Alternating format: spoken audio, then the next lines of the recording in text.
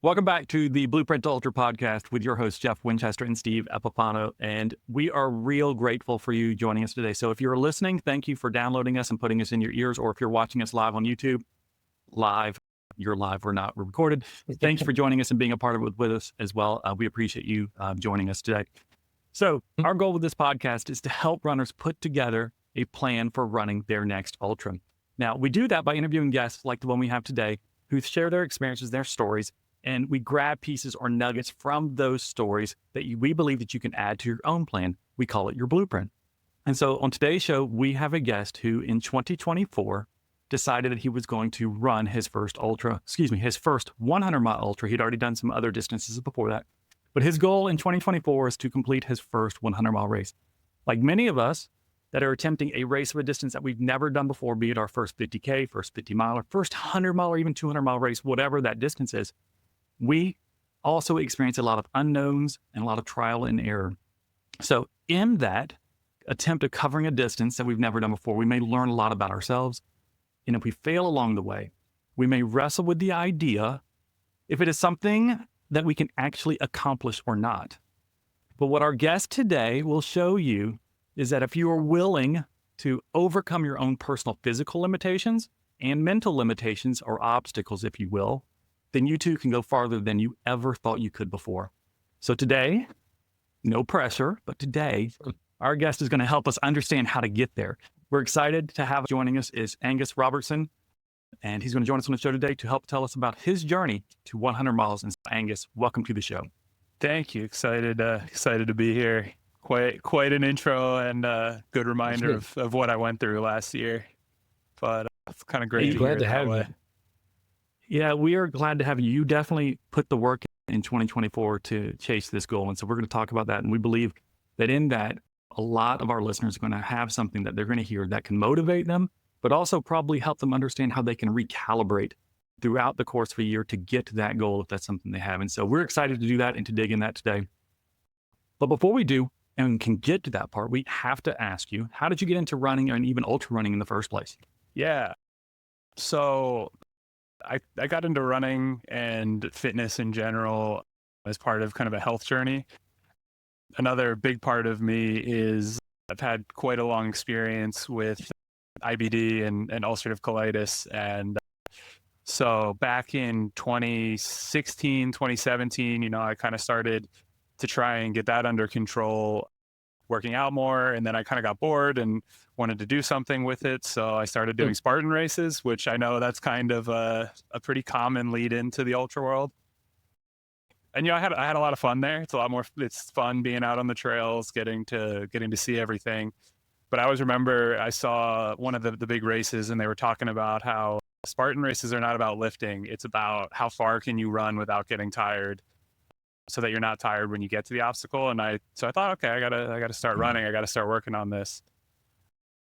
Fast forward a little bit, and then I had to go through these surgeries as part of ulcerative colitis, and I kind of had to start all over again. But it was also March 2020 when everything shut down, so couldn't go back to the gym. Running was kind of the only thing that was there, and just kind of on a whim ended up doing this like virtual backyard ultra that some Spartan people were putting on. And, every lap, you do a lap in your neighborhood and you come back to the Zoom call that was on for 24 hours or 12 hours, not 24. And you say, hey, I just did another lap. I'm going to go back out. And the community that I saw doing that was really cool. So I was like, this could be something a little more interesting. And my buddy pushed me so that I ended up doing 27 miles. So I could say it was an official ultra. And kind of started from there.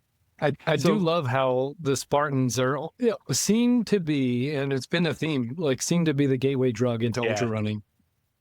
I don't know. I think I may be the only one that hasn't done Spartan races here, and I just jumped into the heavy stuff, I guess. Yeah, I definitely started with Spartans. I think that's a very similar journey for a lot of us that got into it. I think that was, as you said, Steve, the gateway drug. For those that are listening, myself included, when you say ulcerative colitis, what are you talking about? Yeah. So ulcerative colitis is a autoimmune disease. It's IBD. A lot of people have heard of Crohn's is a very similar one. Mm. So it's an autoimmune disease that attacks your colon. So, basically I went from what I would call healthy. I mean, compared to where I am now, that was not a healthier phase of my life. But sorry, I know we can edit. I don't really know kind of like the best way to describe it because it's kind of gross, but I guess I can. That's all right. Yeah, I mean, Hey, we're ultra runners. We're okay with gross. Ultra runners do gross all the time. Yeah. So yeah, I mean, ulcerative colitis, it really messes with your colon. So everybody has a lot of different symptoms. For me, constantly going to the bathroom, losing weight, couldn't keep any food. I dropped, I think, 50 pounds the first 2 months that I had it. So Wow. really beats you up, and there's not a lot you can do diet wise. It's just the body goes after it, and that's kind of where it goes. So your first entry then into ultra running, you said, was the Spartan Zoom or virtual event of 27 miles. You also were dealing with, I'm going to call it UC, otherwise I'm going to keep butchering the name, ulcerative colitis. UC is right? pretty standard. You've been dealing with UC. I'm assuming it's still a condition you have that you've been dealing with as well. How do you bridge from March, I think you said March 2020, around then, Yep. How do you bridge from there to continuing on with the ultra journey? Because you moved to 50Ks, I think, and 50 milers and stuff like that as well. So how did you bridge? Yeah. So March 2020, I had surgery for the UC. So they actually removed my colon. And that really, I mean, it gave me my life back. It's kind of the easiest way to describe it. I mean, I get like goosebumps when I say, it gave me my life back, because it's so true. And really, I came out of that and I just had this new energy. I had this new kind of like feeling that I never had before, that I could do things and really push it. And so, of course, I already had a little bit of that running bug, and it was, why stop at a marathon, do a 50K? Okay, I kind of felt good. I wondered about a little farther than that, and paced a friend at a 100-miler and said, oh, that's crazy, I'll never do that, let me do a 50-miler. And then I felt really good at the end of the 50-miler, and you just keep going from there. I think it's a great point, because most people would see that like, oh, they had surgery to remove my colon, and they would like deal with it on the other way. They would be really negative about it, but it was complete opposite for you, where it like gave you this renewed energy and confidence that you were able to go do things. So I think that's a great mindset to have, which also always helps you in ultras for sure. Yeah. I mean, the colitis had really taken over my life. It was everything. It controlled everything that I did, leaving the house and all that. And so as soon as I kind of got that freedom back, I was like, I got to do something with this. I have to find a way to start pushing the boundaries, because now I don't have those same boundaries. Yeah, I agree, Steve. I was going to say something very similar. It is mind-boggling. A lot of people are going to say, or even listening, they're like, brother lost his colon and he's now happy. Like that. And you said it gives you goosebumps. And to me, you're saying this and I'm watching the expression in your face. I'm like, that's incredible. That's incredible. That is a message that a lot of people would not expect to hear coming out of someone's mouth who doesn't deal with something like UC. And so to hear that, I think, is encouraging, because and we're going to get to training and stuff and everything. I imagine it has impacted or impacts your training, even how you, I'm assuming it impacts training. Yeah. Like, how does having UC and not having a colon, does it impact your training at all? Yeah. And I was thinking, as you were saying that, you say people come out of it and they would feel bad. I mean, to me, it was almost like, oh, I got rid of the dead weight. Like, we're good now. That's almost what I've called it. Yeah. But I mean, it definitely does affect my training. I still have to be really careful with what I eat and kind of planning it. Without a colon, I still need a bathroom more than the average person, which is a big part of my story in the races.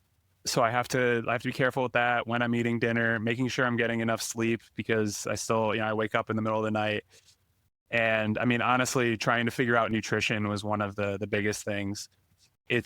Nutrition's always a scary spot for me, just because of my history, and kind of a little sensitive towards any kind of stomach problems. But also, I just, when people talk about like, oh, goos mess with my stomach, I can show you what messing with your stomach is like. And yeah, I have to be really careful with what works and what doesn't. So once I find things, I kind of become really, really loyal to it. But it's always a little scarier testing it out. So because I just never know how my body's going to handle it. Yeah, I'm sure. I mean, just nutrition for, I would say, like any other ultra runner is like one of the hardest things to do. And then you have that added pressure on not trying to have a flare up or something like that to add to it. Yeah. It's something that's always in the back of my mind. And it's one of the big things I've had to play around with, but I feel like I'm getting some progress there. I think it's a fascinating thing that you take the nutrition challenge to the nth degree that ultra runners deal with. Like you take it up a notch from what I'm dealing with or what Steve's dealing with. When we say, hey, how's your nutrition? Are you focusing on that? Like it's a different ball game, and it's got a big exclamation point. So let's talk about this. Let's talk about your journey to 100 miles, like what it was like. I started the episode in the intro here by saying that you spent 2024 with the goal of finishing a 100-mile race. Yep. But that journey did not really begin in 2024. From what we understand in your notes and everything that you sent us, in 2022, you had paced somebody at Western States, and that kind of put the bug in your ear. So can you tell us about that and what made you want to run 100 miles in the first place? Yeah. Tell us how many tickets he had before. I know that's a favorite topic for everybody. How many tickets who had? His friend? His friend had. Oh. Yeah, so I paced the same friend at Grindstone in Virginia. I thought that's insane. I'll never do 100 miles, but I got to do more than 50K. He got his ticket at Grindstone, and on his first and only ticket, he got into Western States. He got in off the wait list. Called me up when he made it on the wait list, and I think he was number 11 or number 12 on the wait list, and said, you gotta block your calendar. We're going to Western States. Everybody gets into it. And I think I said, "What's Western States?" Because I was still so new to the ultra world. My God, you're killing me. Yeah, but so he went so angry, and I mean, it's definitely a big part of why I wanted to run 100 miles, because not to put him on blast, but he didn't have the best day at Western States in the beginning. It was pretty rough for him in the beginning, but I mean, he pulled an incredible comeback. I forget which aid station it was, but it was 2 a.m. They're blowing the horn, if you're not, the final 5 minutes till the cutoff. And I'll never forget, we ran in there, they filled up his flasks, told him to start running, and gave us a handful of food and said, you have 30 seconds, go. Okay. And I thought we're done, right? But somehow, sun starts coming up, we're crossing the river as the sun's about to come up, we're getting ahead of the cutoffs. He gets ahead of it, and we get to I meet him again at Painted Rocks, and we're still I'm doing the math with every step. We're flying downhill, flying across No Hands Bridge. I'm getting goosebumps again thinking about it. Yeah. Going up that last climb that you do before you get to the neighborhood, and seeing the journey that we went through was the first thing. But then he finished with 7 minutes before cutoff. And I'll tell you right now, there is no feeling that you'll ever see as coming into the high school with everybody screaming and cheering and knowing what he went through, knowing what we went through, crewing and pacing him, and knowing that he was going to do it. It was just such an incredible feeling. And I was as soon as I stepped back so he could cross, he could actually cross and do his thing. But as soon as I did it, I was I have to do this someday. I am going to run across this, having run 100 miles. That's it. Book it. We're doing it. So I still have my pace on the wall up here. Dang. I just want you to go back for just a second. So the first time when you went to the aid station, you had 5 minutes left, and they were basically throwing stuff at you to get you out of the aid station. Around what mile was that? So that would have been, it's probably mile 60, because I picked him up at Forest Hill. I think we had 5 minutes at Forest Hill. I thought he was done, and we're just going to keep going, and we're going to see what happens. And we heard the air horn, and we didn't see the aid station yet. And he just took off. And I looked down at my watch, and we've been doing 20+ minute miles, and suddenly I'm running at 7 minute pace trying to track him down, which, as Steve knows, I don't run that fast, but I was trying to find him. And then we just kept going. And so that's always stuck in my mind too, because you just never know when that boost is going to show up. Yeah. Yeah, Steve, we're gonna have to Air book horns his and tater friend tots. on the show Yeah. Yeah. because that I imagine just the emotion going through him at that point and having to pick up the pace and to do that. That's impressive. That's really impressive. Yeah. And at mile 60 with 40 to go and you're already pushing the limit. I still don't know how he did it. He doesn't know how he did it. I don't know how he did it, but I'm got impressed, there. man. So that's why you wanted to run 100. yeah, I mean, I watched him do that, and I saw that feeling running around the track, and I saw, you know, everybody cheering everybody on, and what that was like, and I was just, even though, like I said, I barely knew what Western States was when I got there, and I was like, I get it now. I need to do this, and you know, That's you cool. got to get your tickets to get there. Yeah, for sure. Yeah, that's real cool. So did you begin the training to get to your first 100 starting at that point, or when did you decide to sign up for your first 100-mile race that you signed up for? Was the Rocky Raccoon that took place on February 3rd. Yep. So when did you sign up for that race? When did you decide that you're going to do that race and that's your first 100? Yeah. So I started boosting up my training. I wasn't going to jump right into 100. I kind of wanted to build it up, you know, try 50 miles and see how that went. I ran the Brazos Bend 50. I think that was April of 2023. And I went into that one and I was like, all right, we'll see how I feel at the end. You know, if this is a real struggle, I need to build it up more. And I got a crazy second wind with like 8 miles to go, leaving the last aid station. The race director was like joking that I must have cheated or something, because I was passing people the last 8 miles. He was like, no one this far back in the pack passes people like that. What'd you do? How'd you do it? And I don't know. I felt good. I started running, and you know, I remember like I ran across the line, and like by the time I had stopped and gotten to my wife, I was like, by the way, I'm signing up for 100 miles. Like, I feel great. I'm doing it. We're gonna find one. I'm signing up for it. That was when I knew, and that's when I signed up for Rocky. Yeah, most people were like, I just ran 50 miles. I don't know how I could do 2 times that. That's usually the mentality. Yeah, I felt strong. I was like very excited. I was running. I felt good. And I made the mistake of like, oh, this is easy. Like, I feel this good at 50. I keep going. And that, you know, lessons learned. That's not how easy it is to make the jump to 100 miles. But that was when I pretty much decided it. So take us on the journey then to Rocky Raccoon in February. So this was in April that you did the Brazos Bend 50. You've got roughly 9 months, 8, 9, maybe 10 months before Rocky Raccoon. Did you train throughout the summer? Everything, have a training plan, a nutrition block, like have a coach, like what all that look like getting to, did you feel ready to go on February 3rd? Yeah. So I did not have a coach. I was using a running app that had running plans for races, and I kind of like put together my own block. I was like, yeah, you know, I probably need a little more speed and a little more stamina. Overdid it because I didn't know what I was doing. Had a little injury, kind of rehabbed back enough just where I was like feeling good running right before Rocky. And the same friend who paced me, or I paced him, he was like, you never know if you're ready for 100, just do it and see what happens. So, you know, Kind of true. bouncing back from being sick, bouncing back from being injured. Yeah, I was like, those miles didn't disappear from my legs. I'll give it a try. Like you said, you know, the did end in a DNF, so maybe wasn't quite right, but yeah. Well, take us to the race. It's a 5-loop course of 20 miles each loop, I believe, Yep. for Rocky Raccoon. So how did the first few loops go? So And was that the year that was like really gross and muddy? yeah, so that's the part I got to give myself some credit on that one. I signed up for Rocky because it said this is a great race for beginners or people looking for a PR. The terrain's not bad, the elevation's not bad, it's beautiful, it's runnable, and we've got great aid stations. It rained like crazy the week before. I think a quarter mile in, you had to go through knee-deep mud and water.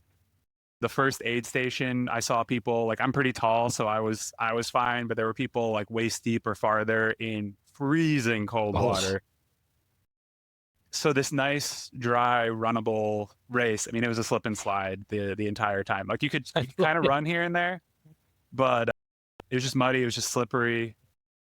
I still remember, you know, mile 50, I was faster to mile 50 than I finished at Brazos. And I felt good about it. I was like, I feel strong. This is great. This is what it's about. Just the mud's in my way. I'm doing fine. But as soon as it got dark and it got cold, you know, it just, the wheels completely came off the bus. I just remember I kept noticing, you know, hey, I'm way too cold. I shouldn't be feeling like this, but it would go away. So I ignored it, which, you know, biggest mistake I made, and a mistake I did not make again at Dino. And as soon as it just kept getting worse and worse. And then, you know, mile 70, 72, I was just shivering uncontrollably, like couldn't think straight, and got to the aid station, and everybody kept telling me go till sunrise. But, you know, I've dealt with hypothermia before outside of running, and I was like, we're getting there. I'm not doing this. This is a mistake. So I called it then. Was it gear that led to that, or was it like gear and like nutrition or something, like sodium, that you weren't like leveling off the right way? I think it was a little bit of both. There was only so much gear could do. I changed socks every loop, but there was a giant puddle right outside the start finish. So, you know, you've had that trouble anyway. I think not noticing it earlier and trying to like eat more and stay ahead of it, put on more layers, you know, put on a jacket, put on like a warmer upper layer. Like I had tights sitting in my bag and I never put them on. I think I struggled through it when I didn't need to. And it just put me in too much of a hole to get out of. Because even the colder I got, the less I wanted to eat, the less calories I had, the colder I got. And then it just runs right through it. I think it's good to point out what you said though earlier. So not everybody needs a coach to run a 100-mile race or any ultra distance. They really don't. And I tell people that you don't have to have a coach at all. Because what you said is that by mile 50, you ran your fastest 50. You were feeling really strong in that.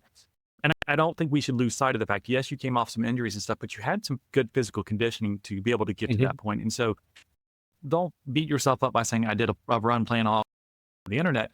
That works for a lot of people. And it worked actually for you to get to that point. And so it doesn't sound like it was a physical fitness issue, may not even been a training issue that kind of derailed that particular race. I do want to throw out another quick tip, if you will. So you said about that you didn't want to change that even if you change your socks in within a quarter of the mile that you were back underwater, and then that was the place everybody speak of. But I have found that what you can do in that situation is take those socks and put them in your pack, and then when you pass that water spot, you can put them on. You don't have to put them on just at your aid station. That's what a lot of us think, because we think, oh, I'm at my aid station, I have to do all my changing now. But I even have to tell myself this. You know what the course has in for you. You don't have to put them on right now, but you may want them later on. Just go ahead and put them in your pack, because you can stop at any other point, put your socks on. Right, but we don't think in terms of that. We think I just have to do them at the aid station because that's the sock change spot. That's a great point. So, sorry, I'm going to pause for a minute. Tell me about the DNF. You got cold and everything. How long did you dwell on this DNF? Yeah, it was rough. I think I had really gotten my hopes up.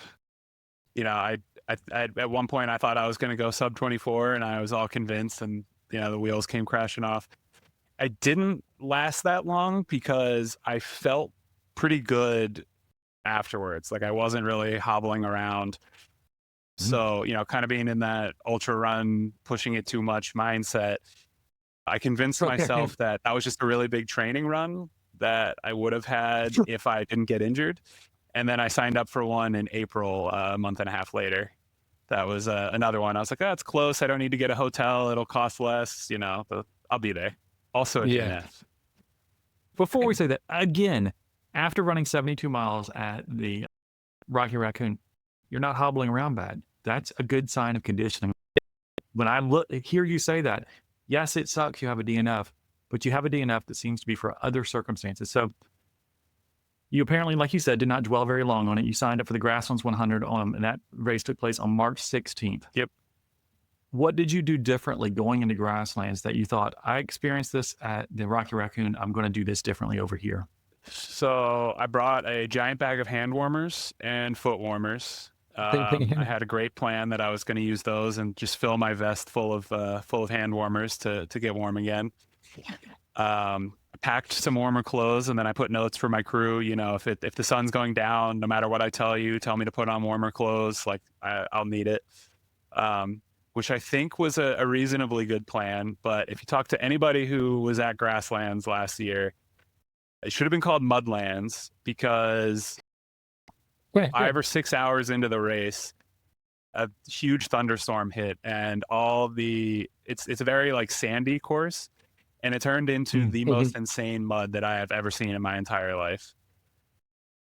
I mean, I got stuck trying to go up a hill because I couldn't stand in it without sliding back down in the mud. And the most annoying part of all of it, again, I got too cold. That's why I ended up dropping there. I had a rain jacket, had it at the start finish because it's a loop race, and the loop before the rain came, my wife was like, "Do you want your rain jacket?" And I said, "No, look, it's sunny." She was like, "Just throw it in your vest." I was like, "No, I don't want to carry it. I don't need the extra weight." And then I think I made it a mile and a half, and I heard the first thunder clap hit, and I knew how bad I'd messed up. You DNF'd at what mile on this one? 44, something like that. And so this DNF was a little bit earlier than the last one. Yep. Was this one harder on you than the first one? Way harder. I mean, this is just what's happening. That's 2 in a row. I made the same mistakes. Do I even want to do this anymore? That one was a killer. Yeah. Did you dwell on it a little bit more? Oh yeah. That one I dwelled at least a month or two. I just was kind of like the dream was going away. 100 miles was way outside. I had a long way to go. But that, I did that, and then I did another local race here, Monkey Butt Madness, it's called. Angus, I'm going to back you up. I'm not going to let you jump out of this race yet. Oh, okay. I'm not going. Oh, and here's why. I just recently DNF'd the long haul 100. I DNF'd this past weekend. We're recording it. This episode's being recorded 1 week after I DNF'd my own race. And so there comes a point that in a race that you DNF, that you begin to wrestle with this DNF. And so my question for you is, at what point in the race did you realize that you were going to DNF before you actually told anybody else? And what went through your brain? I knew probably 2 hours before I actually DNF'd, maybe a little more, at least like 4 or 5 miles, that I wasn't making it. I mean, I knew just from how cold I was, from how bad the mud was. I was like, there's no coming back from this. It's just my hand was turning blue. I was like, this is, we're really pushing it. But I think, kind of like you were saying, as you said that, I thought about it. That made that DNF so much harder, because I spent so long out there on the trail all by myself, like no phone reception, no nothing, just stewing on replaying it in your head. Yeah. I'm here again. I can't do it. And I think that made it stick with me a little longer. It does. Like I said, I just DNF'd my race as well. I had around mile 30, I realized I am not in the right mindset for this race. I had a lot of things going on in my personal life with my employment where I work, and I brought it all into the race. And mentally, I was not engaged and had the right mindset to tackle a 100-mile race. And I encourage anybody who's listening to this, is that you really want to prepare your brain for the work that you're going to put in. And so I've done a few of them. And so because I have that experience having run 100s, I didn't refresh my brain and say, every 100, you got to get there. Like, you really have to get your mindset focused for the journey you're about to take. So around mile 30, I knew that I had unplugged mentally from where I needed to be. And I thought, this is not great. Like, I know this is not great. I don't want to be here anymore. I just want to be done. And I also recognized I was in a low. And so around mile 30, sometimes a low happens to me and other people, other good friends of mine as well. And I know that if you're in a low mood, you need more food, is how our little rhyme goes.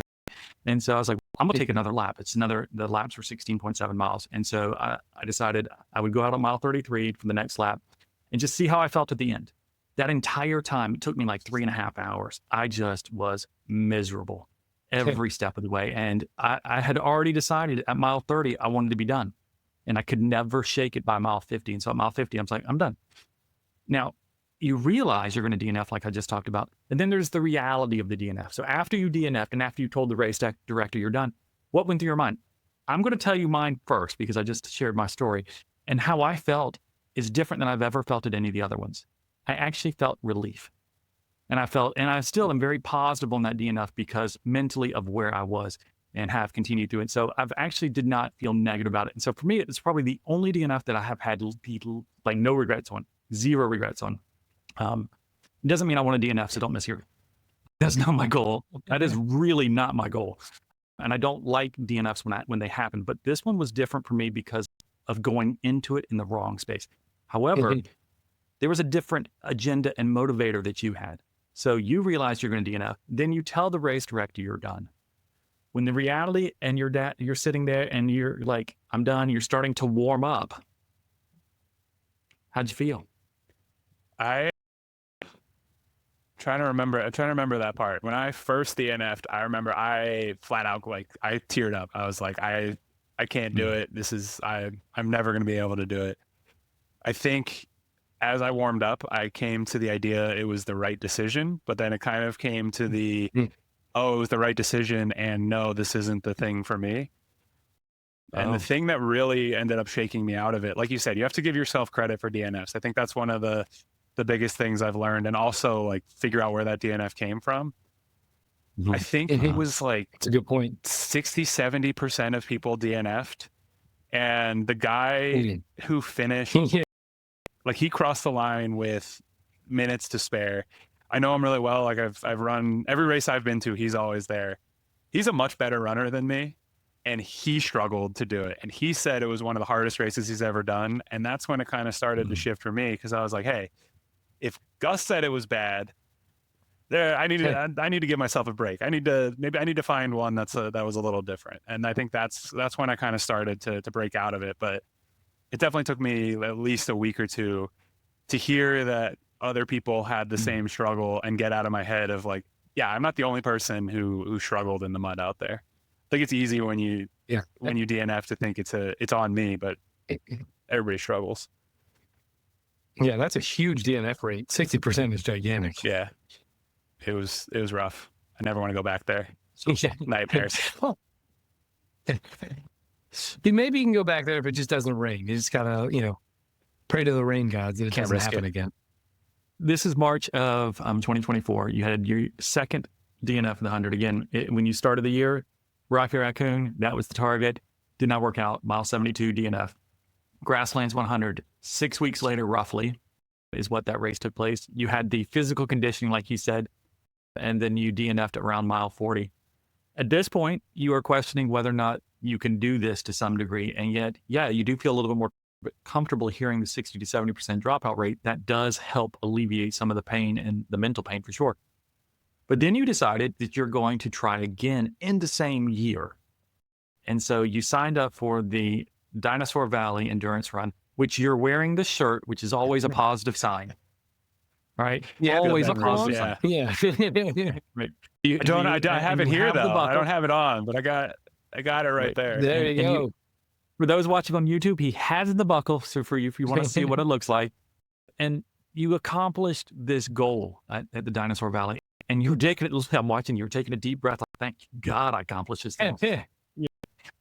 We haven't really talked about how your battle with UC is going this entire time at this point, but and so we're going to do this now. So in March, when you DNF'd, and you're now taking this journey to, I guess it's November is when the Dinosaur Valley Endurance Run took place. What changed? Did you have to dial in your nutrition differently? Were you experiencing any nutrition issues, or was it simply the hypothermia that got you at the other two races? And then what else changed to get you there? Because if all you thought was the reason you DNF'd was because it was cold, I'm assuming you didn't change anything. So I did make some changes. The first step was kind of taking a step back and having fun with running again and taking some of the pressure off. But when I looked at it, I did see, being prepared for the weather more, being ahead of the weather was one of the things in my mind, not leaving stuff behind when I might need it. But I kind of looked at it as I don't have a lot of room for error. I'm not a front of the pack runner that if they have a bad day, they're still going to finish the race. Cutoff is not a risk for them if they lose a couple % here and there. But for me, as somebody who's a much slower runner, I don't really have that wiggle room. So I kind of wanted to see where I could find it. And, the biggest change, not to hype him up too much, but I decided to go and get a coach.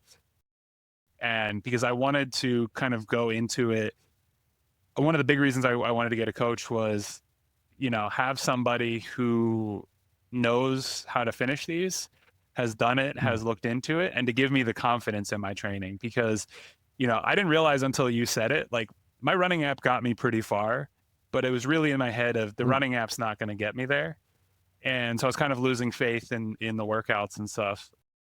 But, when I was working with Steve, I was like, all right, Steve says to do this and it's going to work out. Give this more effort and it'll go. And I think I went into dyno a lot more. It was weird. I went in less confident than I was with Rocky. Like I wasn't like, oh yeah, I got this, I'm going to knock it out. But I knew I was going to finish. Like I was much more comfortable with it almost. Two things we have to point out: the Steve you're referencing is our co-host. Yeah, sorry. Steve is the co-host of the episode. So Steve is your coach that got you to this race, which is fantastic, Steve. We're going to give you praise throughout this entire thing, I'm sure, because it's a good thing. Too much. Yeah, don't hype me too much. I mean, because you don't actually do the work; he has to execute the work, and which is the critical piece of it. And that's a big part. But you said something that I think is, you said two things that I really like. The first thing I'm just going to reference and say it again, is that when you started back running after the Grasslands 100, it was about having fun again with running. Man, dude, that is critical. And for everyone listening, if you are out there on a training run right now and you're just doing your own thing, if you're not having fun, press pause in your brain and recognize your training, and I'm using bunny rabbits for fun here, but your training is not about what you need to do. You need to have fun in your training. It's got to have a goal in mind, but if you're not having fun, you're wasting your time. Yeah, this is supposed to be fun. Yeah, a good friend of mine calls it like in between their training blocks. Carrie, she calls it freedom running. Oh, that's a great expression. Yeah, go and have fun, not looking at anything, just doing whatever. And I was like, that's also a great name for your aerobic base building, like, because that's where you're supposed to be having the most fun.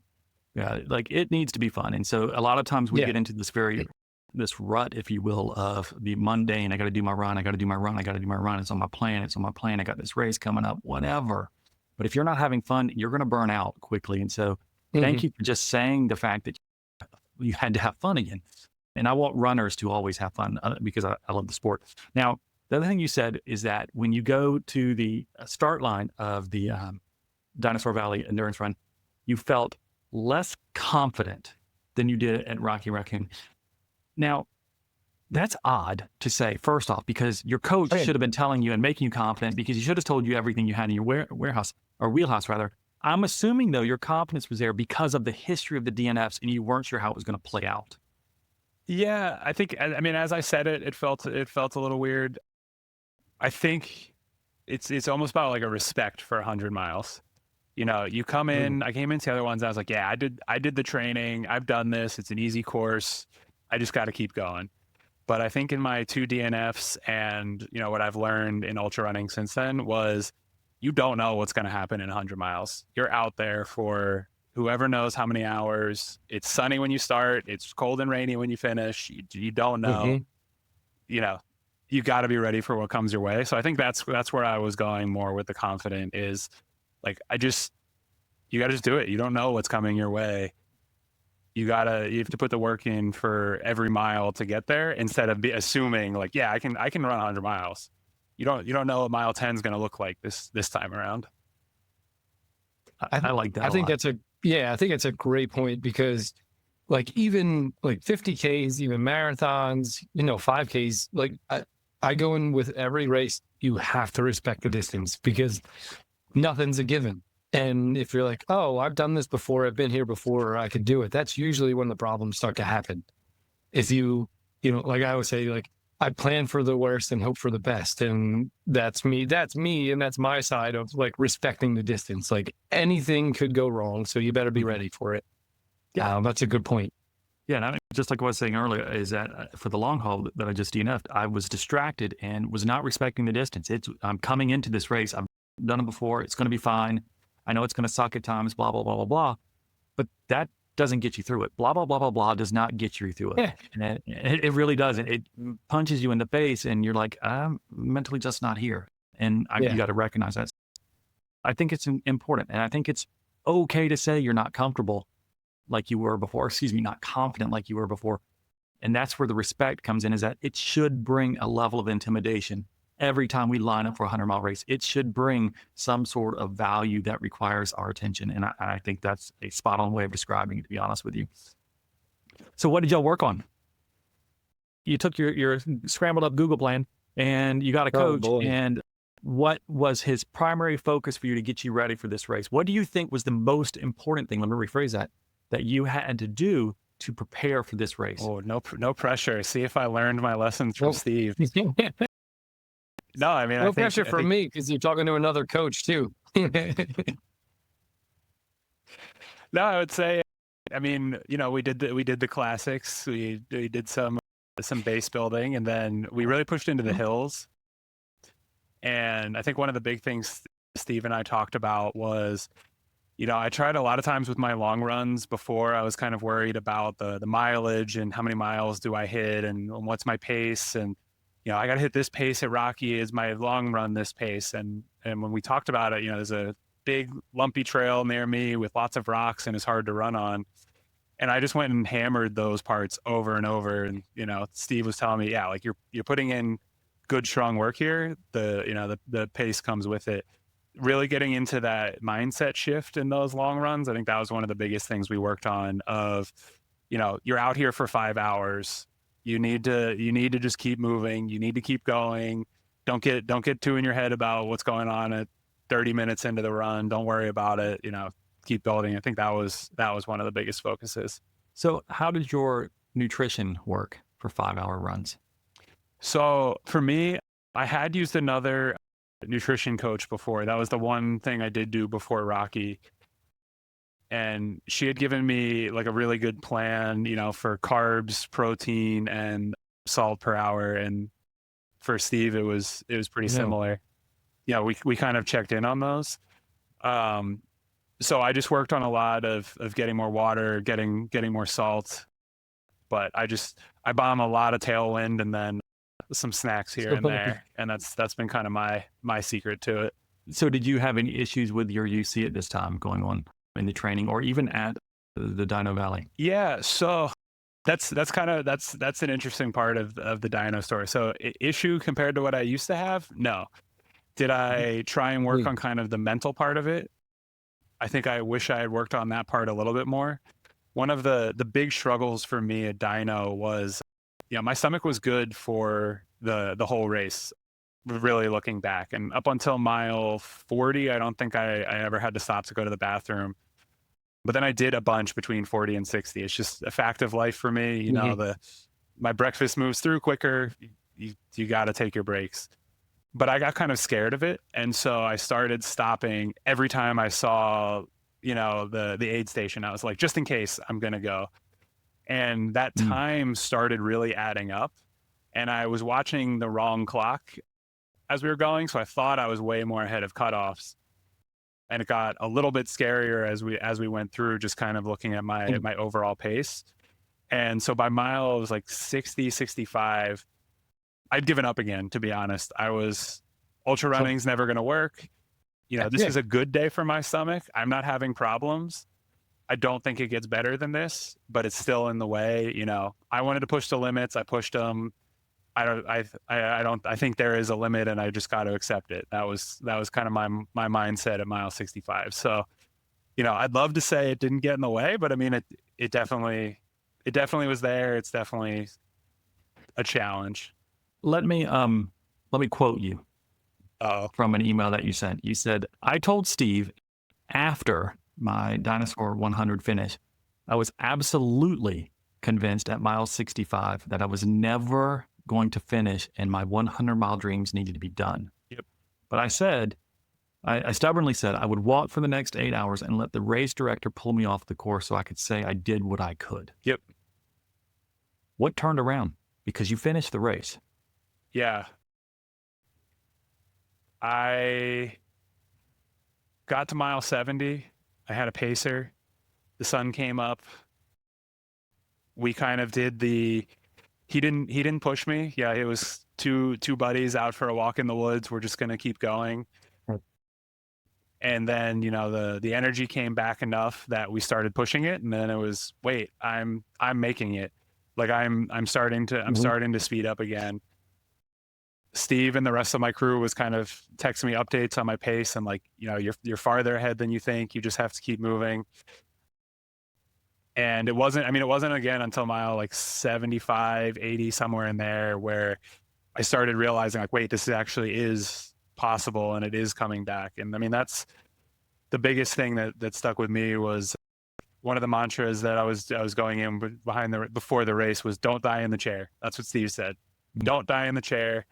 But make somebody else make the decision. And I was like, I'm just going to keep walking. There's no way I'm going to make it to 90 miles. They're going to pull me and I'm going to tell you all that I was right. I couldn't do it. And then, suddenly mile 75, I'm running again.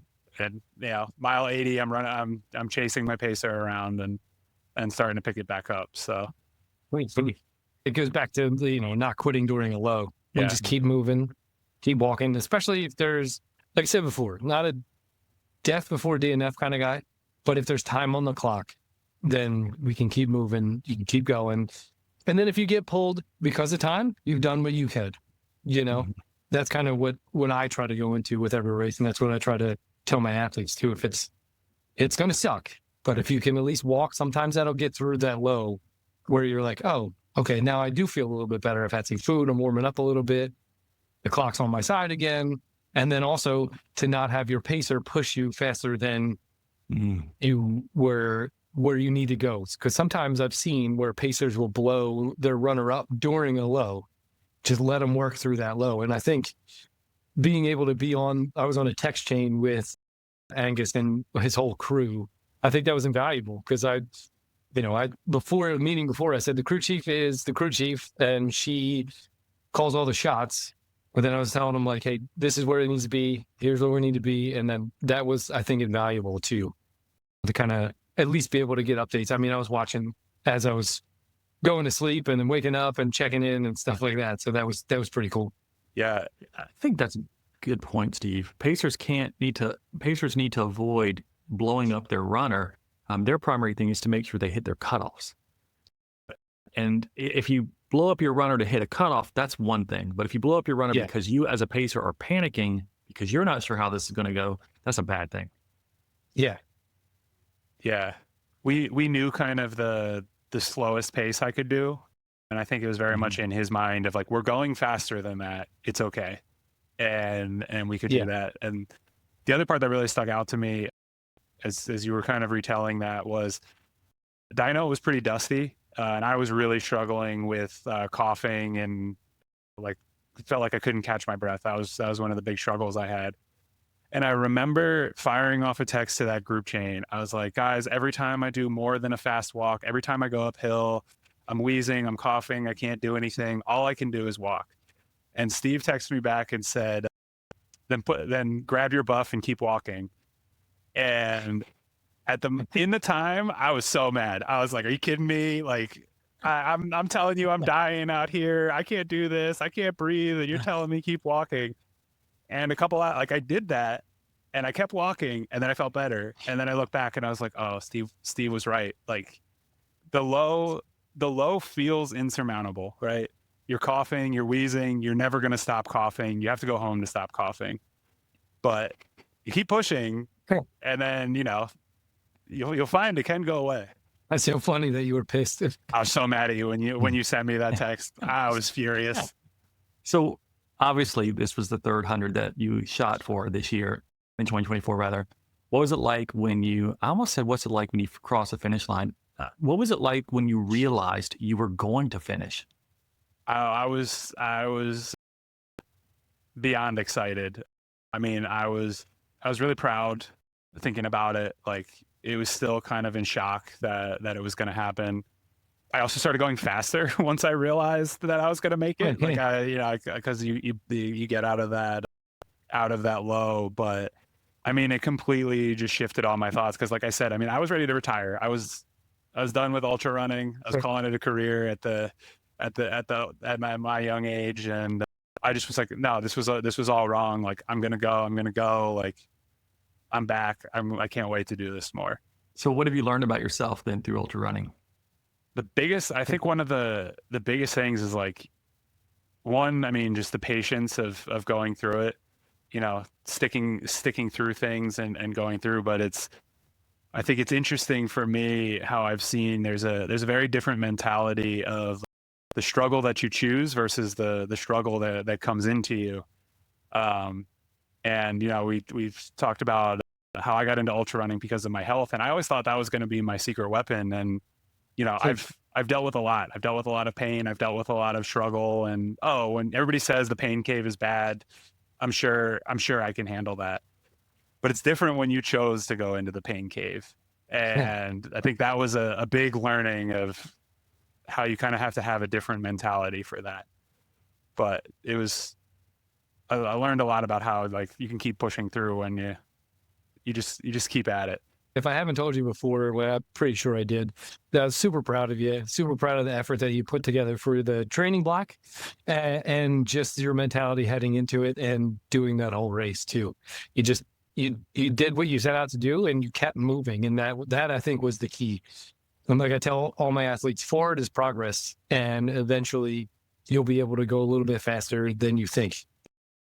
And I don't know if you can tell, I was getting a little emotional listening to it. So, yeah, it was great to see you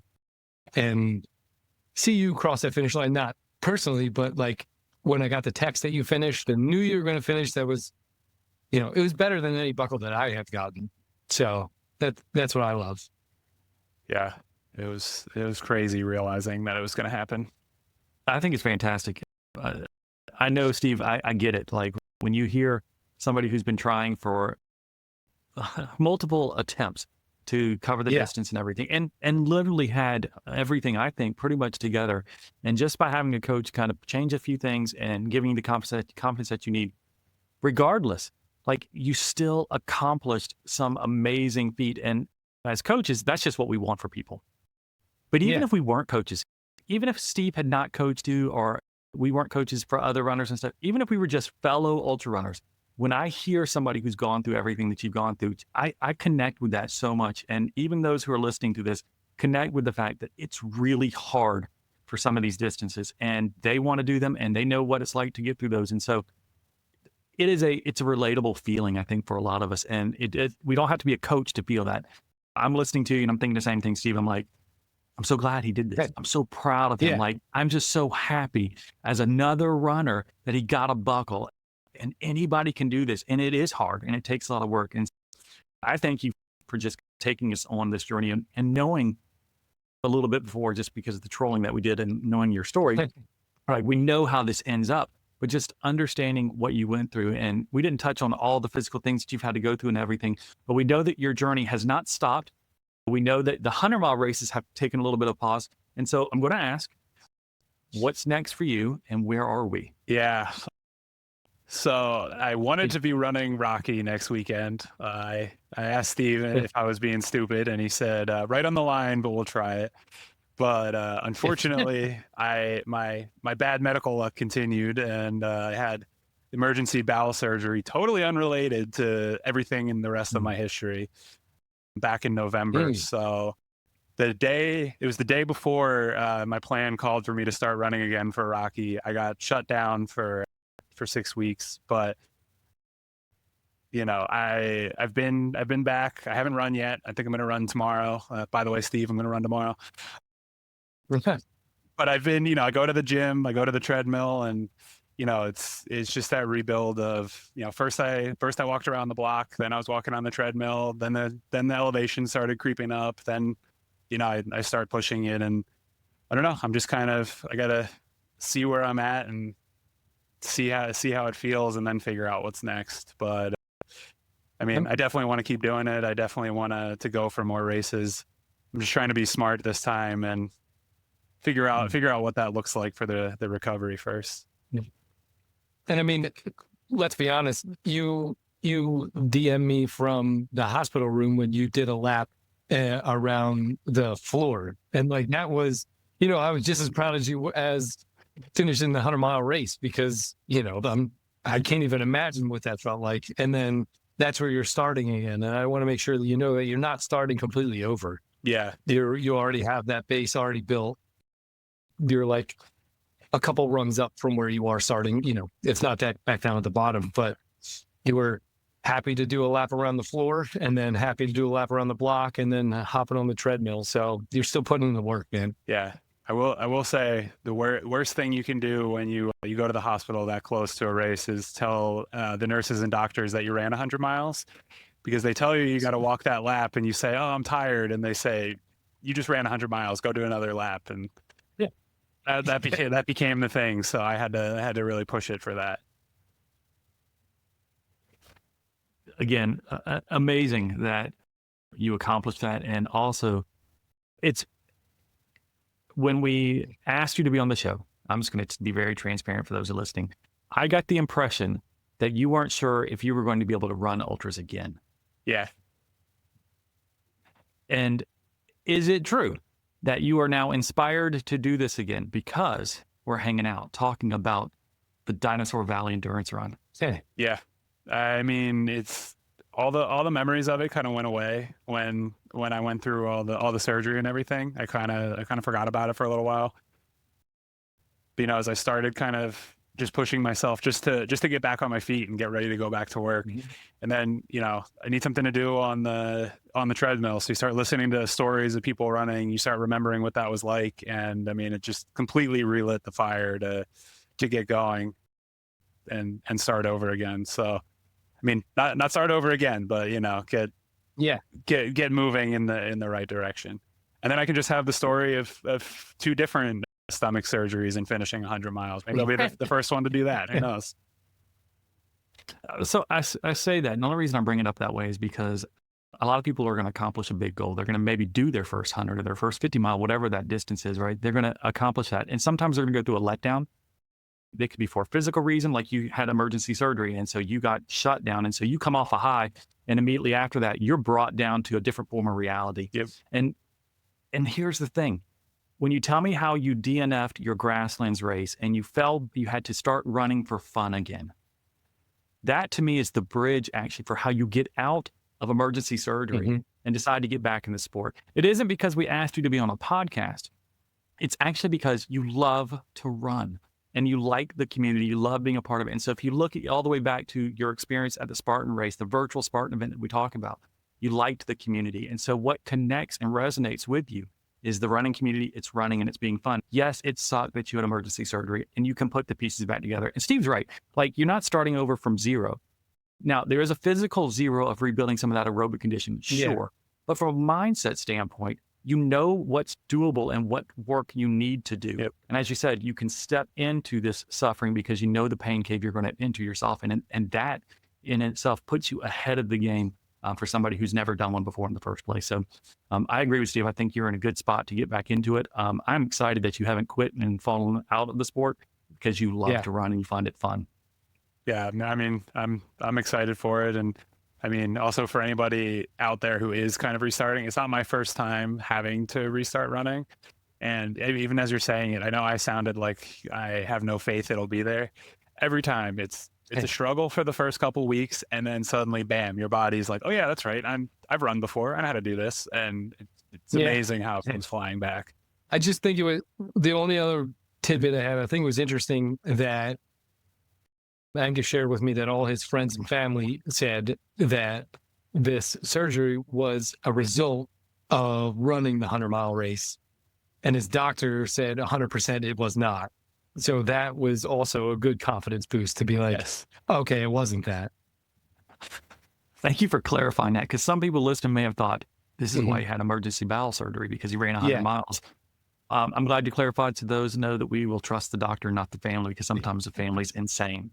But anyhow, Angus, normally at this part of our show, we do this segment we call Coach's Corner, as we like to wrap our show. And it's when we take questions from listeners of the show. They provide them either through Instagram, through YouTube, or they leave a comment somewhere. It could be to mine or Steve's actual Instagram account. Just somehow they send us a message or a question that we include on Coach's Corner. But unfortunately for you, we have no questions this week. And so what I would ask, if you are listening to the episode right now, one of the things that Steve would love is if you are on a run, just press pause on your watch. Go ahead and just stop for a second, pull off to the side, send us a question right now that you have, that while you're running, you're thinking to yourself, how did Angus do this? What did Angus do? Or do you have a nutrition question? Do you have anything about hydration? Do you have anything about training that you're curious about? Ask us that question, send it in a message to us, then restart your watch and get back at it. But because of that, Angus, we have nothing for you. So don't pop a hate gel us. too while you're waiting. Yeah. Oh yeah, you could pop a gel if you're running. Don't hate us though, Angus. Hate the listeners. Yeah, no one wants my answers. I'm joking. No one wants my answers. No. Don't hate the listeners. I'm kidding. We love our listeners. And so if you're listening to the podcast, again, thank you for being with us today. We would love it if you would, while you're on this break, maybe even leave us a comment, leave us a message. Definitely subscribe to the show on Apple, Spotify, or wherever you listen to your podcast. Or if you're over watching on YouTube, hit that subscribe button there as well. We would love to make sure that you're getting notified anytime a new episode is released. And again, if you do have questions for Coach's Corner, send those in as well. Before we do leave, though, and let everyone drop off, Angus, what is the best way for those who are interested in your story and keeping up with where you're going? What's the best way they can stay connected with you? Oh, yeah. I'm probably the best way would be on Instagram. My account's ultrarunner. I talk about mostly running, but then every once in a while bring in my UC history that we talked about. I think that's great. So UC awareness as well. How about that? Yep, a little bit of that in there. Yeah, Angus is a great follow. It always brings humor with the rest of it too. That's awesome. Thank you, Angus. We appreciate you being a part of the show. And for those listening again, thank you for taking the time to listen, and we'll talk again soon. See ya. Thank you. Thank you.